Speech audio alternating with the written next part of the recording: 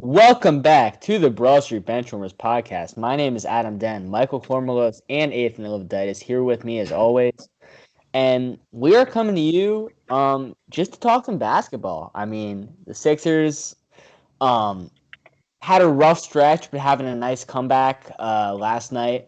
Just came to give our thoughts, on moving forward as we approach the All-Star break and what we're thinking. So, yeah, let's get started. All right. I haven't been that caught up, but the Dallas game, while they kind of slipped it away in the third quarter, I'm still very impressed. We have a lot of hard games coming up. Like I know we have Utah, and I think we're eventually going to have to play Milwaukee, which is probably a playoff preview. So I'm glad that Ben Simmons is back. I'm glad that somehow, Jesus, always like one guy has to be out for us to be playing. Since Tobias is out, sometimes when Ben's out, Joel's out, Joel Ben. But we're on a good enough track. So, yeah. I think I was really impressed that Simmons played majority of the minutes last night on the team, not Embiid. And I'm a little concerned that Five only played 10 minutes. So I don't know why his production all of a sudden went down. I thought we're trying to get him in the game more, not out of the game. Yeah. But I have no complaints of last night. Yeah. Seth was great as always, 3 for 3 at the 3-point line, lots of threes, 6 for 9 shooting. Simmons was 6 for 11. I'm satisfied with the way the team played. Dwight was great. Finally, that's what we needed from him. Yep. That was the funniest thing ever. He dunked on somebody like the Superman dunk. He ran to the bench. I was like, let's go. So yeah, that's my thoughts. But yeah, I agree with the Matisse point. I think, his offensive presence being somewhat off as it has been in the past 3 games that have been losses. I think that's probably played a huge role. And also, just Shake coming back. We forgot, how much of an offensive presence Shake brings to that bench unit. They were fantastic last night. I think he had 10 points and 10 on 6 for 11 shooting or something. Yeah, no, that doesn't make sense. No, I don't remember. I just put the stats down, so not terrible, but the spark that he's going to continue to bring. Just with his explosiveness in the offensive end, still a defensive liability, but that's just fantastic. That's what we have Thibault for. That team needs benchwarmers. Exactly. And go ahead. That's where I disagree with you on the Thibault's offensive presence because he obviously still keep him around for offense. He's there for defense. I think his pace on the defensive side of the ball really makes up for his lack of production on the offensive side. I can see. If he doesn't want to shoot, if he just because at least he's smart with his decision making. He's not shooting contested threes. He's not really open that much, which surprises me because I think he'd be open more. But as long as he's averaging 5 points a game, that's 5 points that we're scoring and at least 20 points that the opponent isn't scoring. Mm-hmm. We saw he can guard LeBron James. He was blocking down LeBron. For me, obviously that defense, when you put him in that zone with him and Ben Simmons, that's just, pretty unstoppable. If they could do that, to close every single game, I would be ecstatic. But at the same time, there is a hesitancy even to shoot, from his specialty to, the 3-point line. And, you're going to need that efficiency of Seth Curry and Danny Green on the floor to spread the floor. So, when it comes down to, playoff minutes that really matter, I don't know how much I can see him actually being on the floor. But well, I think the problem with him not shooting is he's lost his confidence. He's only shooting 27% from 3 this season. So I feel like in his mind when he gets the ball, he's thinking I can pass it out for somebody to get a better shot than leaks out. They have a 27% chance of making it. So I feel like I don't know. I feel like he just needs to get over the struggles. Yeah, I can totally see that. And speaking of getting over the struggles, Ben Simmons has been absolutely incredible. I think he's averaging 22 and 8. throughout these last 5 games. And yeah, he'll lethal block last night. People said he snubbed Sabonis and he chose violence. Yeah, I mean, just the explosiveness, that he's come out with basically since that a couple of days before that All-Star selection has been fantastic. It's provided such a spark with all these teams. I mean, sort of figuring out that can just put 2 or 3 guys and gang up on Joel in the post. I mean, that's Dallas basically tag teamed him the same way Toronto did, last night. That's where we need Simmons to step up and exactly play. That's what he did. Yep. That's good. Yep. And I mean, if Joel, continues to play at the efficiency he has, because he was even efficient last night. I mean, he still ended up with 23, 9, and 4. He was still drawing fouls at an incredible rate. I mean, even when he's not contributing in the main, incredible way that he did throughout the first couple games, there's still an easy way to win games if the shooting and Ben play like this. And honestly, I mean, for me, I could care less if he wins MVP. Yeah, it's kind of just like they're just like a little trophy. Yeah, exactly. It's just for his resume. I'd rather him just I obviously has good first confidence and that's what he wants. Yeah. But at the end of the day, I'd rather as much as it hurts me to say as a Giannis fan, the 2 MVPs and 2 Defensive Player of the Years have amounted to nothing in the playoffs. Yeah, so exactly. I'd rather him healthy and successful. Yeah, and I mean, even if he doesn't win MVP, I mean, as long as we get a top 2 seed in the East, I'm happy. Yeah. Totally. I mean, obviously having the 2 seed would be a lot rougher because we'll probably end up playing Milwaukee round 2 instead of like Indiana or even New York at this point. Whoever gets that 5 seed, but it's gonna be. I mean, I think we can beat the Bucks. So we feel like if Simmons can just lock down Giannis, there's nothing else that team burns. Middleton hasn't been great this year, and he hasn't been his normal self. Obviously, he's been comparable to Tobias Harris. Tobias Harris is the 3rd option on this team, pretty much. So I mean, I feel like as long as we can just keep him in tame, keep Giannis tame, 10, 15 points a game in a 7-game series, we could easily sweep. Well, not even sweep, but maybe 5 or 6 games ended. I don't know about sweep, but I mean, when we're talking about the Sixers team, it's playoff Bucks too. Yeah, and the physicality that they have, that matches up well against, a Milwaukee and, even the Lakers if we're looking at a possible finals matchup. I mean, just what we have defensively. I mean, you saw it last night, Luka again on that 3 of 8 shooting. I mean, I know they didn't have Porzingis, but I don't think it would have made much difference with Joel on the post. When you have that many possible All-NBA team defenders, and especially so many in the paint, it's going to be so hard for these teams to bully you.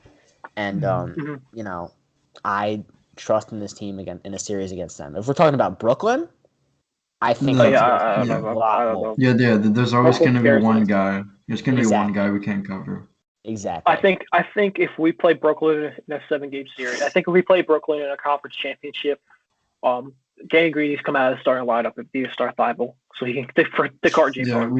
And then just pray Seth Curry can guard Kyrie. It'd be like this, honestly. We would probably bench, not even because Danny Green's been bad. He's doing exactly what we wanted him to do. But if we start, you have Seth Curry at point guard. All right, Seth guards Kyrie. That's a difficult matchup. Whatever. But then you would have. Well, no, I would put Ben on Durant. Yeah. I guess. I mean, I think Joel, because Durant plays the 5 more than he's ever played the 5 in his career. Okay, well, either way. Yeah. Either way. And then you have to have Ben on Harden. But yeah. I would put Matisse on Harden. Way more scared of Harden than I am of Kyrie, though. With the way, I mean, people are talking about him as an MVP candidate right now. I'm more scared of Kevin Durant than I am scared of James Harden and Kyrie Irving combined. So I think you put the best defender on the team on him. Yeah. I'm not putting Ben on Harden. I think that's a terrible idea when you have Matisse Thybulle, who's clearly capable of guarding Harden. Maybe. We'll see. But, I mean, you know, with the playoff experience Matisse does have, and Harden being a generational, offensive scorer, I mean, I would still be terrified of that matchup either way. Well, what we would need to do in a playoff series is we need to keep the pace fast, get them tired because they don't have a deep bench at all. There's 6 minutes to Motelo out with Cabarrot. Well, that's the thing with Joel. I mean, it's going to be hard to speed up this offense. He usually ends up in a Ben, related offense. It's usually Ben posted up and him on the 3-point line. And so, I know. Well, I mean, Joel's going to need to figure it out. Yeah, I'm not trying to be smart. I'm not trying to be sarcastic. He needs to figure it out. If he needs to play limited minutes, then he needs to do that. If we need to keep that's how we're going to beat the Nets. It's by playing a fast-paced offense, get the starters tired, get the starters fatigued because they have no bench, and then our bench stacks up so well against their bench. Especially if we had Danny Green coming off the bench instead of Thibault. I think it would. We just need to run them out, literally run them out of the building. I mean, Joel is shooting the triple at a career high rate. So, which is if we do end up in that, that fast break kind of offense that Ben does run, I mean, I think it could end up fine eventually. But I'm still worried about not having possibly the MVP and, I mean, one of the 3 best players on the court, in my opinion, with a Brooklyn team that generally has all 3 players on their side, not playing, substantial minutes in a series like that. But we have time. Well, we can figure it out. Yeah. I would like to see us stack up against them in a normal game where everybody isn't injured. Yep, every time we play them, seems so weird. Yeah, it's not going to happen. I think it's in April. I think that's the official. In April. Okay. I don't think KD or Kyrie have played a game against the Sixers once this season. Neither of them played in the first game that we lost, and then Harden played the second time that we won. So I mean, I guess that's fine. Yep. I mean, their bench even killed us that night. So that alone scares me to death. But I don't know. Do you want to talk about the Hornets and the Knicks before I get into the Lakers? Sure. I don't really want to touch too much on the Hornets. I just want to give Michael Jordan a shout out for literally taking what everybody said, listening to what everybody said about overpaid Rozier, overpaid Hayward, LaMelo Ball's overrated. PJ Washington isn't good, Malik Monk's washed, whatever, Devontae Graham is overrated, Cody Zeller was a bust. I just everything that people said, and he just pretty much shoved it down their throats and said I took it personally because the Hornets are the 5 seed right now. Terry Rozier is averaging career numbers, shooting 20 a game, 50% shooting. That's pretty impressive. Speaking, the other night on Steph Curry's head, he dropped 36 on 8 threes, 8 of 11 from 3. Gordon Hayward, other people also thought were washed, is averaging 22 a game on 49% shooting. And then you just have the rest of the team. You got LaMelo averaging 14, and then everybody else is just such a deep team. I mean, it could be a potential sleeper team against a team I don't know, if they stacked up against Indiana in the first round or Milwaukee, I would not be surprised if this team beat them in 7 games. Just because they're so deep. I mean, credit again to I don't know if I should give credit to Michael Jordan, but I think credit to this team overall for what they've done so far this season after, a very not great start to kind of overachieve. And the Gordon Hayward, who I think is averaging, 25 per game right now? I mean, 21. people, 22. 21. Still, I mean, people were considering that an all-star snub, and if you had said that to me about Gordon Hayward before the season, I would have been shocked. But I am still worried about their young guys. I think, when you're drafting guys at number 5, number 6, as they have been throughout, the past couple of years, and you're getting guys like Malik Monk and, Miles Bridges, who haven't Malik Monk isn't terrible this year. He's having a career year, I think. Still, he's averaging 12 a game, 45. He's averaging 12 a game, shooting 48% from three. That's great. For a guy who shoots a career average of 33. Yeah. For a guy who dropped 30 points on Devin Booker's head the other night, like, that's pretty good. And I mean, I hope they continue to show improvement, but yeah, in a playoff series, I would not trust that. But yeah, and then I just also wanted to touch base on the Knicks. Just give them a shout out for finally being relevant again and actually putting together a really, really good basketball team. If you think about it, they have RJ Barrett, who has to figure it out at some point. You have Emmanuel Quickly, who's Emmanuel Quickly. He's showed up. He's been great this season. Julius Randle, who I don't even need to say anything. It's just Julius Randle. I mean, you got Mitchell Robinson, who's always been a solid center. And I mean, you have a really reliable player, Derrick Rose, and then I don't know what's going on with Obi Toppin because I don't know what they're doing with him, but he is definitely not playing like the player of the year that I knew. That's all I can say about the true backbone of this team. Overpaid. Quickly. Holding it all together, Kevin Knox. Oh, I thought I was going to say. There we go. Is Nerlens still on the team? Was he? He is. Yeah, Nerlens as well. Nerlens is on the team, yeah. He is. You can't forget about Kevin Knox, averaging 5 a game. Oh, with the Fortnite jacket, yeah. That's what people know. He wasn't even bad in his rookie year. He averaged like 13 a game, and then everything just went downhill. He was fine. I thought, the amount of touches he was getting as a rookie because of how bad that team was literally absurd. I know, it was crazy. Who knows? I mean, he has trade value, so maybe they can pick up one more piece before the deadline and make a run at something. I like how Derrick Rose has fit. I wanted to say with their guards, Quickly has been so good. He really is a rookie of the year candidate. I'm blown away. I did not think he was going to be this good this early. I didn't even know who he was. Yeah. No, he was the Kentucky brothers. I'm not a big college basketball guy though, so I don't really know many of the players who are coming out of college. I know I just said RJ Barrett needs to get it together, but I actually just looked. He's actually doing really good this season. So he's been solid. I mean, he's been better than he was last year. I mean, he's averaging 16 a game, 43% shooting, which I guess could be better. But then 6 rebounds, 3 assists, a steal, almost half a block. I mean, on 33 minutes, that's not bad. No. I mean, he's playing well against good teams, except for that one game against the Sixers. I mean, just looking at his past games this month, he put up 18 against the Blazers, 8 for 14 shooting. He got 21 against the Hawks and 8 for 14. He got 15 against the Magic, 21 against the Timberwolves, and then 12 against the Kings. I mean, he's had a really good season. Yeah. And I mean, he's going to continue to be a huge piece for that team going into the future. I mean, there's a reason why they drafted him number 3. And, he's probably the second cornerstone behind, Julius Randle right now, who I'm really interested to see what they do now. This offseason, now that he has been on this 2-year contract. I'm really interested to see.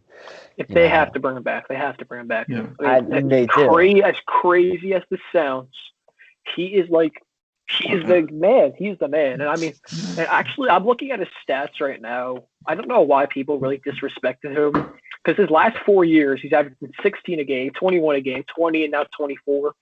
Well, I mean, the efficiency has gone up so much. Oh yeah, the efficiency is skyrocketed. But he's never been bad. No, he's actually had a really solid career. I mean, if with he keeps up, he could definitely be a Hall of Famer. His contract, I don't know. Yeah, Julius, let me look it up. I think it's like $60 million. It's 60 mil. Yeah.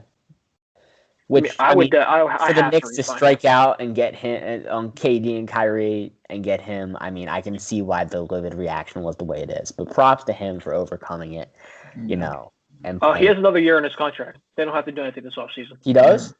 Yeah, he's a three-year, $62 million. Okay, yeah. So I mean, if they play well, if he plays well next year, I think I'm seeing a pretty close to max contract. Yeah, I mean, he's a superstar this season. Yeah, he's an All-NBA candidate. I mean, it's crazy. I mean, I said Julius Randle. I mean, he's been great. His numbers are comparable to Giannis, as I said on one of the pods. That in a sense of itself is ridiculous. That's gotta be the thumbnail this week. Julius Randle. Julius Randle. There we go. Yeah, we were talking about it before. I'm like, if we're talking about the Knicks, I'll do Julius Randle like as a joke. Not, like, Yeah. Actually, I think it might act. Yeah. Let's. That's not a terrible idea. Yeah. As far as the Lakers, I mean, Julius Randle's former team. Julius Randle's former team. That's what we have to refer to them as now. Yeah. I mean, have dropped. What is it? 4 of their last 5, right? Yeah. 4 in a row. Yeah, 4. No, they're 4 in a row, and then they play Portland tonight. Yep. Which could be disastrous for them. I think they'll probably get it together. I mean, I'm just saying, Anthony Davis is out until the All-Star break. Yep. This is the Lakers' upcoming schedule. They got Portland, Golden State, Phoenix, Sacramento, Indiana, Golden State again. Schedule, and I'm gonna be honest, I don't like it. I mean, just think in their next 4. I mean, Golden State and Phoenix. Yeah. It's all at home, but I mean, still, that's rough. Yeah. Without your debatably the best player on the team. That's what I was gonna say. For me, I don't know if I think Anthony Davis is the best player on the Lakers. I still would say LeBron James. Well, I mean just look at what's happening when he's gone. I know, but I think he keeps the team together. They lost the Wizards. They lost to the Wizards.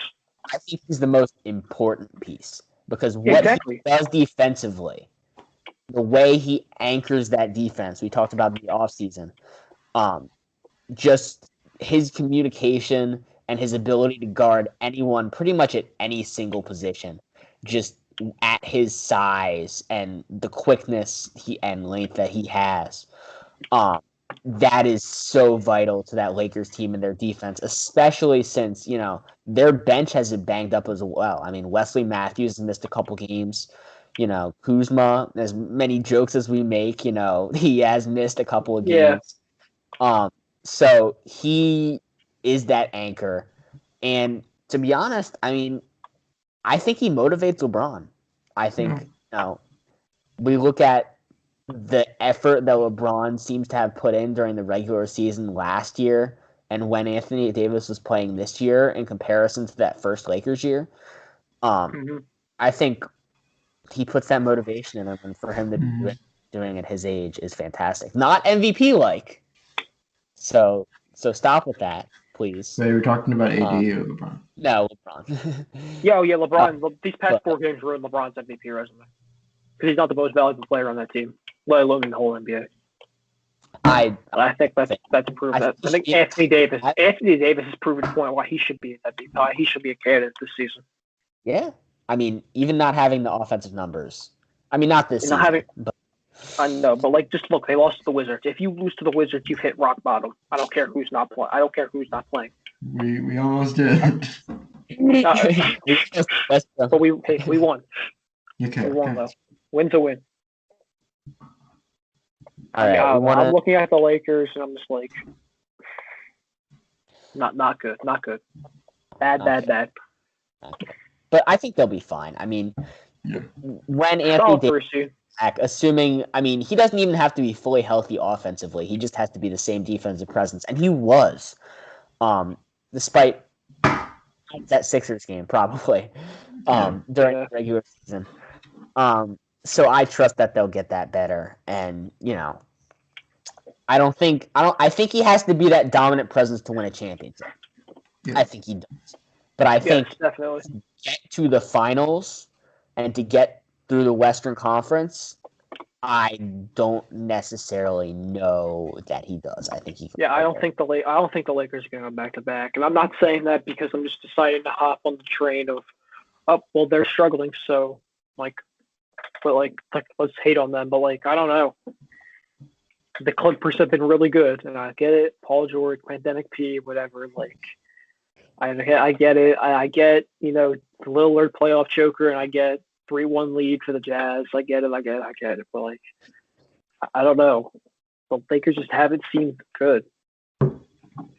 I don't know, bro. I mean, for me, just the fact that you can have two arguably top 5, definitely top 10 players on the same team. The fact that you can still have that bench, which is comparable when fully healthy to what the Clippers had last year. Yeah. But they're never fully healthy, so we don't know how to judge that because they're never fully healthy. That's true. But assuming that they are going into the playoffs, because I think they probably will rest that last week or that last 2 week and have secured their spot. I can't pick another team in the Western Conference personally. I mean, I can see an argument you can make for Utah. I can see an argument you can make for the Clippers. Mm-hmm. I mean, if Paul George really is this reborn, playoff P, that's great. And if Utah has had this offensive rejuvenation suddenly and that can continue in the playoffs, then I totally agree. But as long as Utah can play defense. As long as Utah can play defense. Yeah. They have it in Rudy Gobert. Yes, but that's Rudy Gobert can lock down Anthony Davis. Last 3 games. Denver just figured out that pick and roll. That's it. And they completely shut down Utah offensively. But if Bogdanovich, manages to step up, if Jordan Clarkson continues to be the presence that he has been so far this season, I would believe in that team. And I would say they take it to the Lakers for sure. I think Royce O'Neal is a really underrated defensive presence on the team. And I think Mike Conley, people say he's old and he's washed, but I mean he's still good. Mike Conley's he's still decent. He has been a borderline all. I don't know. Fantastic. Yeah, I don't know if you guys have ever heard of this guy. His name's Donovan Mitchell. Okay. I think after that playoff game, after that Mike Conley miss, he took it personally. I think I've referenced that too many times. Yeah, I mean, we will see. The NBA will continue. But we got an interesting report yesterday that I think we wanted to discuss. And it was about a guy who we don't usually get much noise about. Russell Wilson. Kind of, but not really requested a trade. It's so weird. It's so weird. How can you say you're focused on the offseason and all that, and then say I'm going to be a Seahawk, and then say I want to go to the Bears, the Raiders, the Cowboys. Saints. Just say you wanted to be traded, and I totally understand it because over the past couple of years, he's at least with the offensive line, it's just been god awful. Of course, he's been gifted with incredible weapons like DK and Tyler Lockett, and also Chris the defense has been, Chris Carson, and that running back room is decent. But the defense has been garbage. The coaching has been pretty garbage. So I mean, if he wants to move on, I totally respect it. He's done more than enough for the city of Seattle over this past couple years. He brought him a championship. I think that's all. I think their window is basically shut just because I can't see them acquiring I know they got Jamal Adams for those 2 first-round picks, but I don't think that. Second-round picks, the impact player we thought he was. They traded their second-round picks for him too. So I mean, now if I'm Russell Wilson, if I'm Russell Wilson looking at this team, I'm getting older. Yeah. So I see the team has no future. Yeah. They don't pick until the 4th round this year. Yeah. And there's nothing that you can possibly trade off. I mean, the defense is terrible. Nobody's going to want players to trade up. There's nothing in offense you can trade. You can't get out of the Fab 4 they have, which is, I'd say, Russell Wilson, Chris Carson, Tyler Lockett, and DK Metcalf. You can't trade any of them. Yeah. Without imploding the team, which would happen if they traded Russell Wilson. But you can't trade up because then I don't know, if you trade up to draft O-line, then Russell Wilson, one of his best targets has gone away. And that's something that's going to make him mad. I think Russell Wilson needs to go. He's going to get traded this offseason. Yeah. I mean, I wholeheartedly think he should go to the Raiders. Raiders have one of the best O-lines in the NFL, one of the most underrated O-lines in the NFL. I mean, if you really think about it, he just doesn't want to get hit anymore. I feel like mentoring Henry Ruggs would be huge because Ruggs clearly needs like better veteran leadership. Mm-hmm. I think he's a good fit in that system. And I feel like he would sort of make a more like, I don't know how to say, like more people want to come play for, like, especially on defense. More people are going to want to come play in Vegas now. Like, I don't know, like right now, Las Vegas is technically like the most tempting place to play. You know, not really a big market right now. But if Russell Wilson goes there, I could definitely see more people wanting to come. So like the same way. So the same thing Brady did with, what do you call it? With Tampa. Yeah. I mean, literally Gronk came out of retirement. Yeah. And it just feels so weird with New Orleans because like they're in cap hell. Like, why are you asking to go to the Saints? Yeah. That's kind of like that's literally the perfect spot for him though, because they're in a win now situation. Yeah. Their window is still open, regardless of who plays quarterback for them, whether it be Drew Brees or Russell Wilson. Or even Jameis. Yeah. But yeah, I mean their offensive line is probably one of the best in the league when healthy. That's obviously a big if. But like Toronto Armstead, Eric McCoy, Andrews Pete, Ryan Ramczyk, probably the best tackle duo in the league. Yeah. And you still have respectable enough weapons outside of Michael Thomas. Like you still have Kamara, you still have assuming Jared Cook, assuming Emmanuel Sanders is coming back. So you can probably I know they'll probably have to go up like all their picks and more, like probably some defensive players. Like I can imagine like Cam Jordan moving on. Yeah. Just because they need to, if they want to get Russell Wilson, they will have to give up a ton. Yeah. Like a lot of youth, a lot of picks, because the late firsts aren't like that appealing to Seattle. Like I think if they were to trade him, would have to be to a team in like the top 15. Along with some young players. I mean, I think the situation's great. For me, I can see the Raiders' point, but for me, schematically, that's where I differ. And whereas I feel like New Orleans, like Ethan said, is more suitable to that, but then you have the cap situation as well. So, I mean, to me, none of these options are enticing because you look at Chicago. I mean, that offensive line is basically a wreck. Allen Robinson, we don't know if he's going to stay.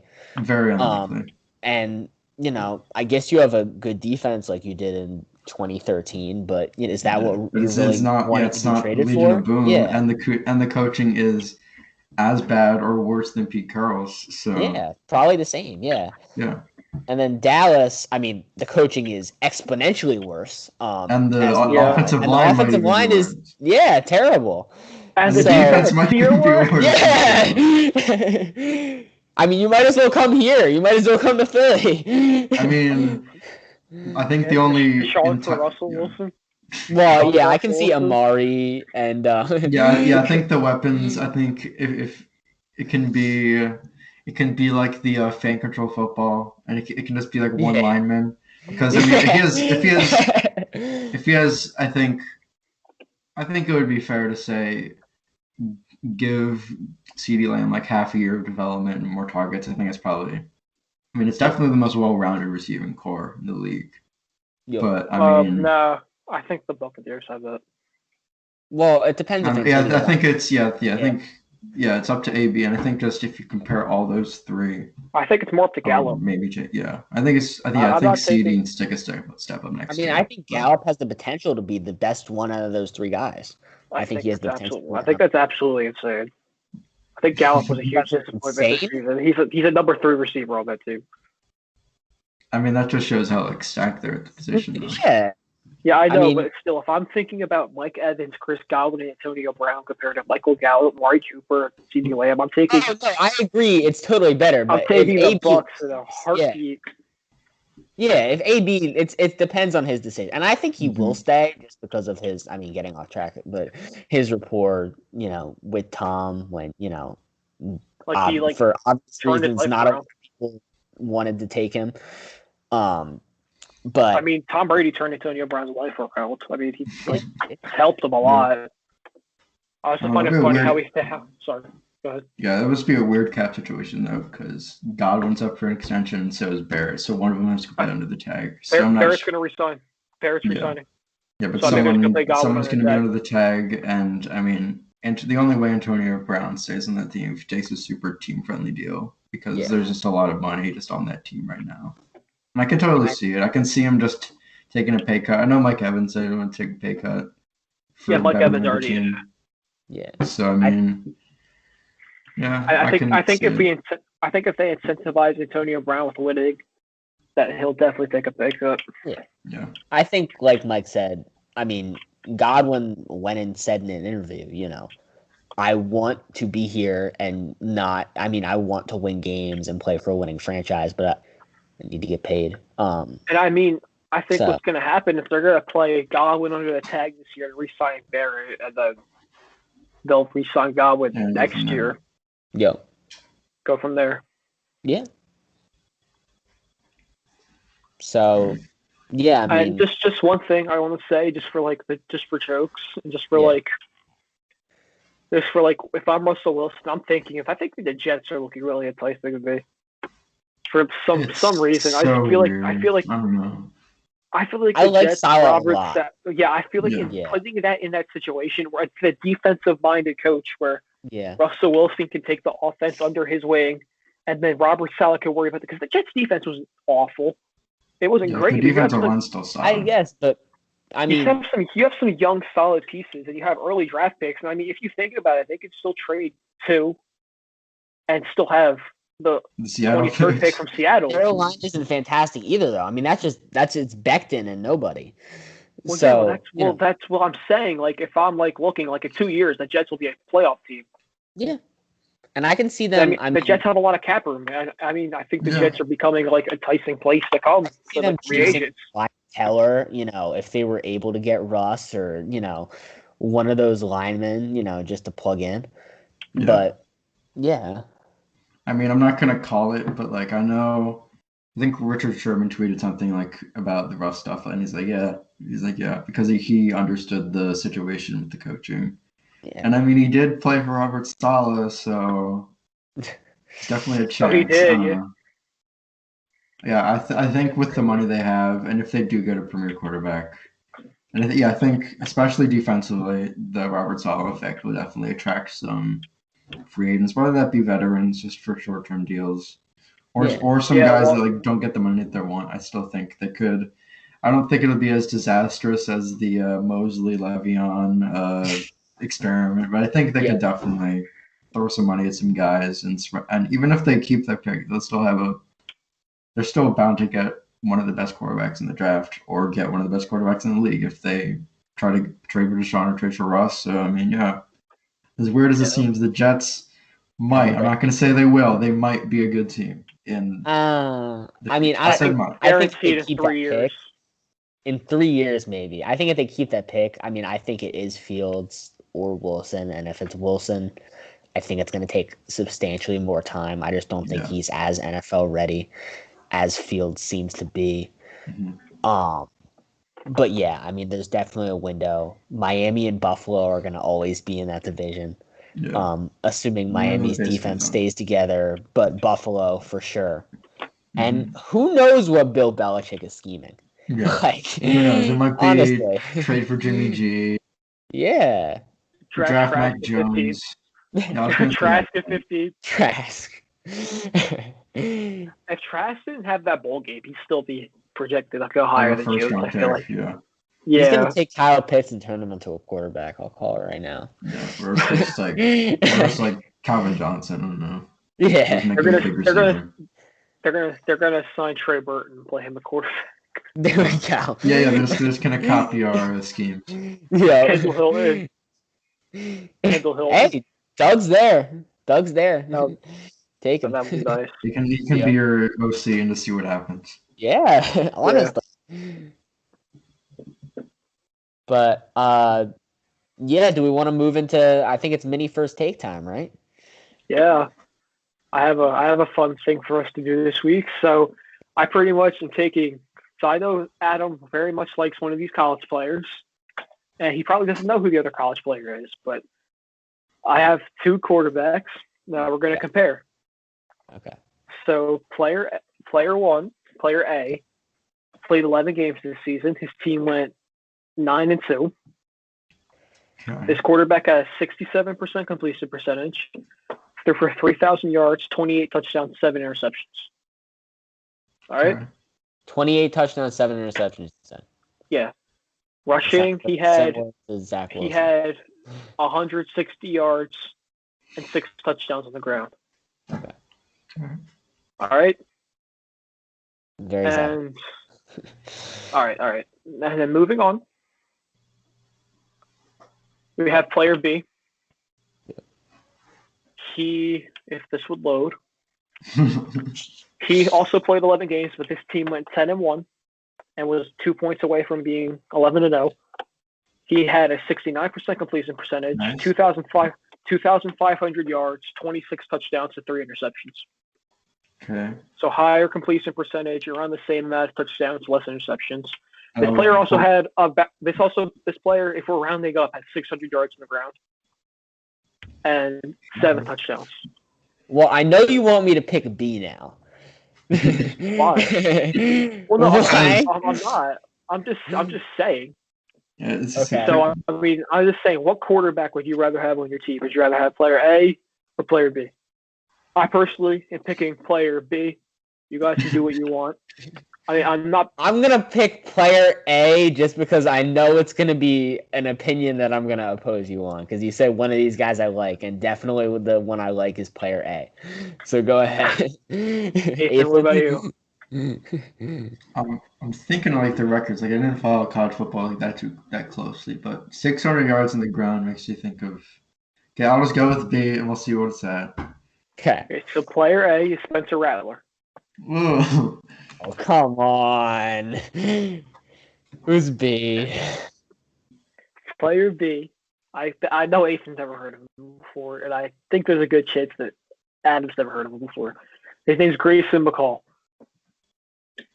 Okay. Quarterback, Coastal Carolina. Oh, of course. Quarterback, freshman quarterback, bro. Coastal Carolina. The schedule difference is so Absurd. drastic. No, Not we can't do that. really. Not really. Spencer Not Rattler really that will different. improve. Spencer Rattler will improve. I mean, he had a terrible first half of the season. I will say that. I mean, I was surprised they even gave him his job back at Oklahoma. Me too. First couple games. But his performance in those bowl games and that defenses as well. I mean, that defense from the past 3 years. And Why are we talking about the defense? The defense has nothing to do with Spencer Rattler. No, they improved, and I'm saying as a team, that Oklahoma team is one that I think could definitely be in contention for a college football playoff berth and possibly a win. I think Grayson McCall. I think not Grayson McCall, but I think Coastal Carolina might go undefeated again next year at some no play.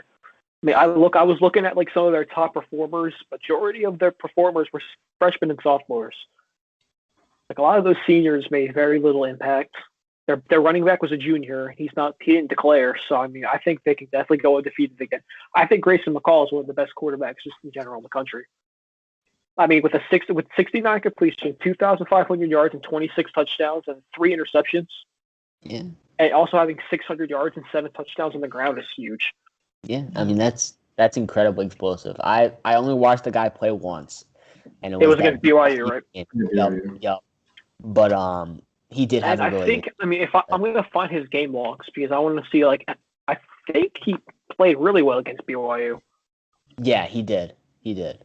I mean, I feel like this is a really underrated. Yeah. Sorry, go ahead. No, go ahead. I feel like he's a really underrated. Okay, actually, he didn't really play well against BYU.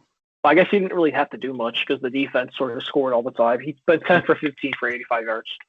That is my only thing with the Zach Wilson tape is that's one of them. Yeah, but I feel their only loss was to Liberty, and I mean in that game he threw for 300 yards, 3 touchdowns, and an interception. So I mean, not terrible. Yeah. So I feel like if we're looking out for, he also had 100 yards and a touchdown in that game rushing. Yeah.